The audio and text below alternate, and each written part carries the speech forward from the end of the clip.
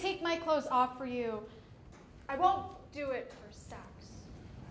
I'll do it to be naked.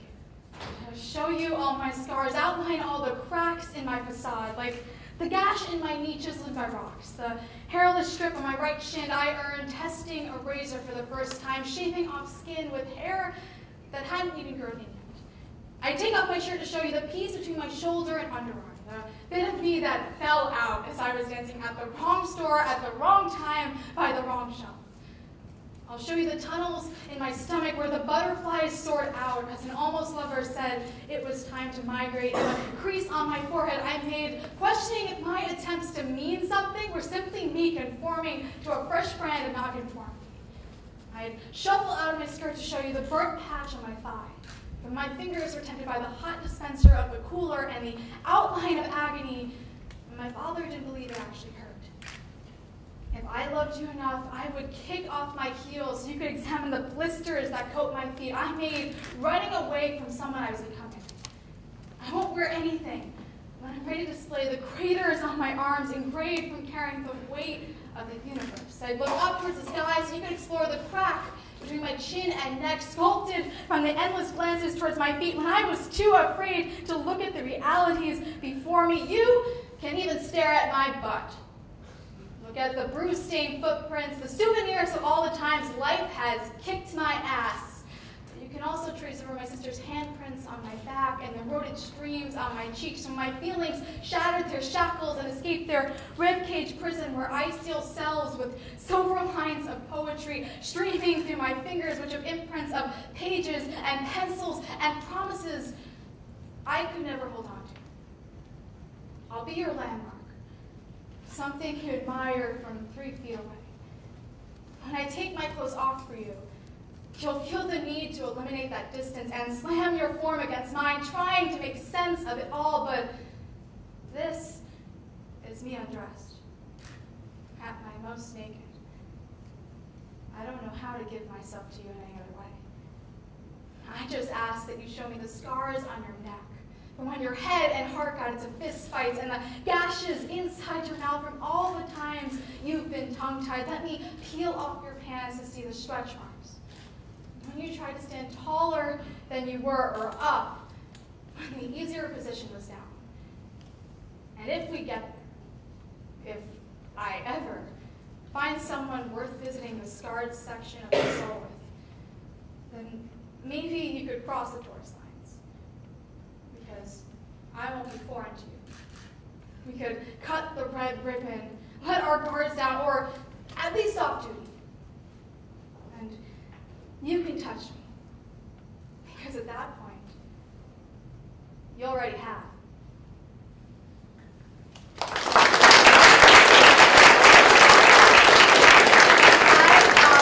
I'm Ariel. Damn, that feels so good. Normally I don't get to do it, introduce myself. Usually I just get on stage, unleash my inner demons, let them wreak havoc on the audience, and return to my seat pretty much unnoticed. Unless you're one of those guys who hit on me after my performances and ask if I want to go back to their place and write poetry with them. Guys with slam poetry fetishes, which I'm actually surprised there aren't more of. Out of all the open mic acts, poets give you the closest thing to a striptease. Put a mic even in front of a virgin like me, and before you know it, we're running around stage naked, emotionally. Like just now, when I told you I'm a virgin. But at this point, saying personal things to large groups of people doesn't make me feel vulnerable. In fact, it's actually the opposite. I can stand up here and tell all of you my sexual history, or lack of, because that's who I am. I don't put covers between me and my feelings. There's no layers between my thoughts and who and what I think them about. I'm an emotional nudist. When I was given the opportunity to speak tonight, I thought a lot about what I had to say and what would be worth saying. I realized that even if I couldn't do spoken word for the majority of my speech, I had to do what I do best. So, I'm going to take my clothes off for you. First, I'll take off my top so you can examine why I'm so comfortable showing my heart. Then I'll slip out of my skirt to reveal how we as a society have become so afraid of showing anyone our private parts that we try to ignore having them at all. Finally, let's wipe off that makeup and understand how our inability to share emotions has become the foundation of so many social problems, from gender norms to hookup culture to suicide. Tonight, I want to do something different. Let's strip, but not tease. So first, let me get off my shirt. It won't be particularly out of the ordinary for any of you who visit the Row on a Thursday night, but I have fascinating features. Check out my chest. No, nothing's wrong with Tommy and Traveler. Look lower. Do you see it? I don't have any ribs. There's no cage between my heart and the world. My feelings aren't prisoners. They're not released when they're considered good behaviors. But that pales in comparison to my greater deformity. My heart's in the wrong place. Instead of inside my chest, it's on my sleeve. I never thought anything was wrong with it until I came to USC. Within my first weeks here, I felt defective. This is college, hookup culture headquarters. I quickly learned that if you want to survive, your guard should always be on duty. It's as if the roles of love and sex have been reversed. Lust is a perfectly normal and natural part of our ecosystem, but romance? It's the ultimate taboo.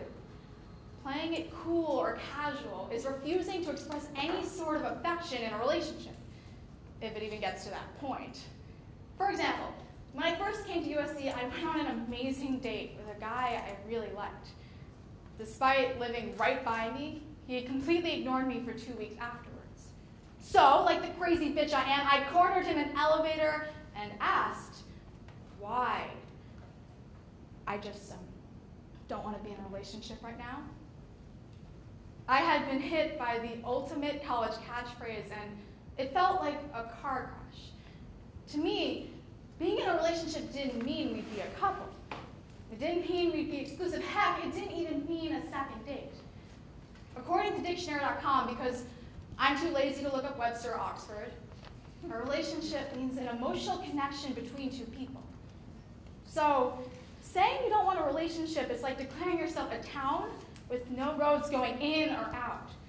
You're not a son or daughter, a brother or sister, a student, a friend. You are an anorexic starving yourself from human connection. And despite what Meghan Trainor might tell you, then is in. Why have friendship when you can have just benefits?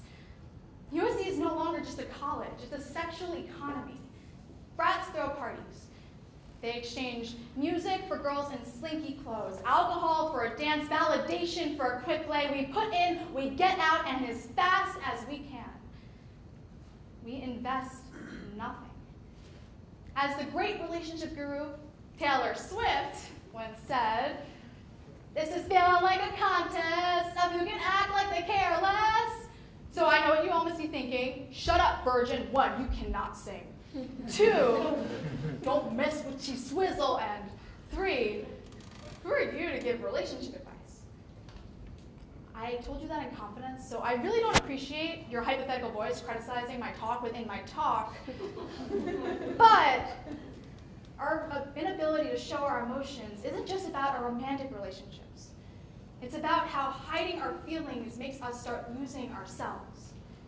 Instead of being intricate, individualistic creatures, we're conditioned to hide our emotions. Our ability to express ourselves has been reduced to gender norms.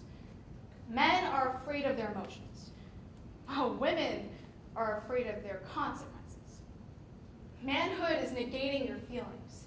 In a painful situation, we tell guys to man up, associating masculinity with strength and strength with the inability to experience sadness. By refusing to get emotionally naked, we're not just increasing hookup culture. We're preserving gender norms. We're not just denying tears. We're denying an identity outside of your genitalia. And honestly, I'd rather be a person than a penis. Don't think it's any easier for women. Female emotion is treated like a disease. In fact, throughout the Victorian era, women who showed large amounts of distress were considered actually ill, with hysteria. This fictional female exclusive disease was thought to be caused by the unnatural movement of female reproductive organs. The term actually comes from the Greek word hystera, which literally means uterus. So, to set the record straight, penis means you don't have any emotions, while vagina means you have too many, and also you're batshit crazy. And although today's women aren't likely to be committed for screaming at each other, sensitive women are still brushed aside as insane. Yesterday's hysteric is today's crazy bitch. Her worldview is discredited. Her every thought is an overreaction. So, in order to gain respect, women have to act as if our feelings are surgically removed. So what do we all do? We suppress. Because in our minds, less feelings means more power on a romantic, sexual, or even everyday sense. We swaddle those diseased feelings inside us and let them fester into actual illness. 350 million people suffer from depression. And as that number increases, so does our inability to ask for help. We don't express that we're struggling, and that's fatal. Suicide takes the lives of 40,000 Americans each year, most of which never seek professional help. It's the second leading cause of death amongst college students, but it's also the most avoidable. 80% of people treated for depression see success, but those who don't, who are conditioned to hide their feelings, become just another statistic. When I was in 9th grade, my English teacher posed a really interesting question about Romeo and Juliet. What if Juliet had someone her age she could talk to, a place to put all those feelings? What if she had someone to tell her, Julie, you're 13. Your life's just started. There'll be boys after Romeo, just give yourself a chance to meet them. How many tragedies would be avoided if we weren't so afraid to express that we were hurting? Talking about how you're feeling is the first step towards changing it. Putting on a suit of armor is not going to protect us. And I know it must sound so obnoxious for me to all say, I'm the spill my guts and poet girl. I've posted about my insecurities on my blog, ranted about my failures at Ground Zero. Heck, I've exploited my romantic history for this very speech. But in all my years of stripping, one part has always been the most important. Taking off my heels. Getting on the same level as everyone around me. I am not some emotional guru. I have the same fears as everyone. I don't want to lose power in my relationship. I don't want to be the crazy bitch. Being emotionally naked is difficult for me too. It was actually really hard for me to come up here and say this speech because for the majority of my life, I lived a lie. I started the speech with an introduction, and now I think it's time for another one. My name's not just Ariel, it's Ariel Sobel. That's the name I applied to USC with, the one that will be on my diploma, maybe one day my gravestone. But it's not the one on my birth certificate. Ariel Sobel, a name that belongs to me, but has never really been mine. I don't know when my father's last name stopped being my own. Maybe it was in my infancy when he mercilessly beat my mother. Or when I was 2 and she became pregnant, my sister packed up our bags and fled in search of giving us a childhood. But it was probably in the years afterward, when he never called, wrote, or cared. Like 1 in 3 other children, I grew up without a father. But while most children raised by single mothers live beneath the poverty line, I was nestled in picket fence suburbia. Divorced parents were rare, and single mothers were freaks. I couldn't tell anyone the truth. I was a white, middle-class blonde. Girls like me aren't supposed to have deadbeat dads. If anyone knew where I came from or what I was going through, I wouldn't just be the freak, I'd be damaged goods. So I made up my own past. I told everyone that Dad had died of a heart attack and let the truth die with him. I put on a suit of armor, and it was easy. Until it wasn't. When I was 9, my father sued for full custody of my sister and I, trying to take us away from home and to never see my mother again. His real goal was to get out of paying child support, something he's continued to pursue to this very day. The courts believed that him beating the shit out of my mother didn't make him a bad person. So they forced me to visit a man I didn't know and couldn't feel safe with. It was as if someone had stuck their hands down my throat and was pulling it all back up, and I was stuck here, vomiting up my past. Everything had changed, except me. In school, I talk about hair braids while I get picked up by a guy who would drive off the roads. Excuse me. I suck. Motions. In class, a teacher would praise my long division. Then my stepmother would tell me to drink bleach to clean up my dirty insides. I stapled on a poker face, even when he would take me by the ear and pull me across the room. Even when he strangled my sister, even when the courts dismissed the repeated abuse as the imaginations of children. They told me I had made it all up. It was the one story I couldn't tell. It was no longer my decision to keep it all within. No one wanted to listen to what I had to say anyways. I watched as every thought and feeling I had became a secret. Everyone I knew or cared about became a stranger. I'd look at my best friend and realize that she didn't know me. No one did. My suit of armor didn't protect me. I melted under its hot steel. But I was told to be ashamed of myself and my story. But I was always in love with stories. When I was in preschool, my teacher pulled my mom after class to tell her that her daughter was going to get a writer, which didn't make sense because I didn't know how to read yet.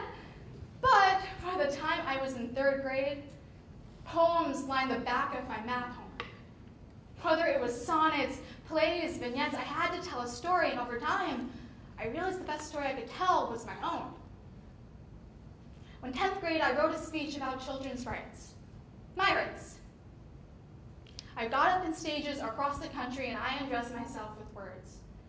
And for the first time in my life, I wasn't a prisoner to the past. It became about me.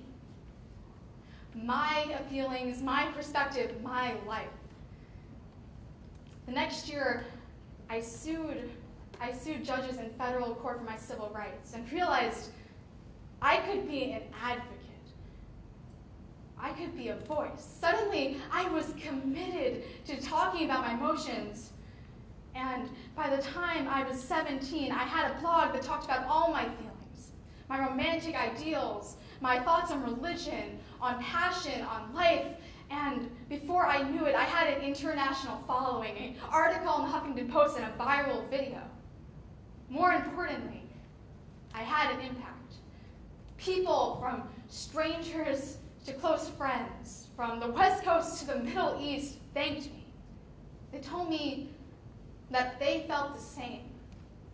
They thanked me for not letting them feel alone. They thanked me for challenging their point of view or simply entertaining them. They thanked me for being brave enough to make myself vulnerable. What I'm waiting for is for someone to steal my heart off my sleeve. Yeah, I'm still single. And it kind of sucks. Some nights, I think about that guy I met last October, how I was emotionally open, and I got really hurt. We're never going to be invincible. Putting yourself out there is always going to be hard, though I heard that Tinder thing is really good at making meaningful connections. But at the end of the day, I don't feel shitty because I don't have a boyfriend. I feel amazing because I have so many relationships with people all around me. And even after it all, I'm still up for an emotional connection. Or that second date. Every word I said was inside of me. Every feeling was within, whether I had the courage to say it or not. I was told to fear it because they are emotions, but now that I've released them, there's so much more than that. They're a talk, a conversation. I speak and all of you are here to respond. We started as a room of strangers, but now I'm not alone. And right now, I'd like to ask all of you out of your comfort zone. I couldn't handle this being a one-night stand. So I really want a relationship, so let's make an emotional connection, not just with each other, but everyone in our lives. It's not as difficult as our society is making it seem. It's as simple as when someone runs into you and asks, "How are you?" actually telling them how you are. And when you return the question, actually ask them. Don't be afraid to say more than good. You are not good. You are not fine. You are exuberant, frustrated, manic, enamored, shocked. You are alive. Don't let things die. Don't be passive-aggressive. Just be straight-up aggressive.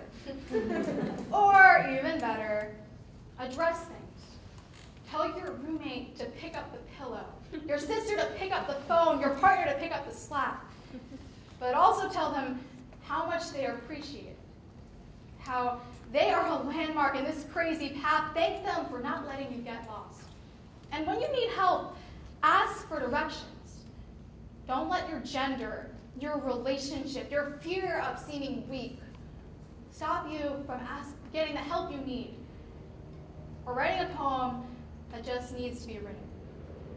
So I'm here, naked in front of a crowd, and it's not a nightmare. You can look at the burn patch on my thigh, or the tunnels in my stomach, or the holes in my heart, because they're no longer scars. They're stories. Thank you for hearing mine.